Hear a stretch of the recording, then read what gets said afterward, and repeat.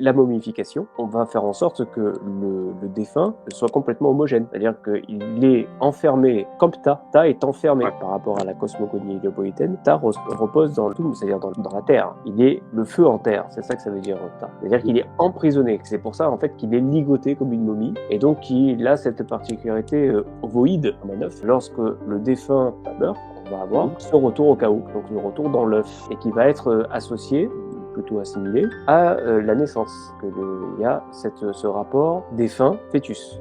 C'est pour ça d'ailleurs que dans les périodes pré-dynastiques, on enterrait les défunts avec une forme allongée en fœtus, c'est-à-dire sous forme de fœtus, voilà, en forme fétale. Et que par la suite, ils ont changé leur manière de faire et qu'ils ont momifié complètement, parce qu'avant c'était juste des bras, des têtes qui momifiaient, et ils ne momifiaient pas le corps complètement. Mais après, plus tard, donc vers les dynastiques qui ont suivi, ils se sont mis en fait à perfectionner leur méthode de momification et ils ont momifié le corps complètement et en les faisant croiser les bras, justement parce que le croisement, c'était pour eux l'engendrement d'un état. C'est une phase, en fait. Chaque chose qu'on a dans notre transformation, qu'on passe donc de l'état enfant à l'état adulte, on passe d'une phase à l'autre et on suit l'alternance de multiples phases.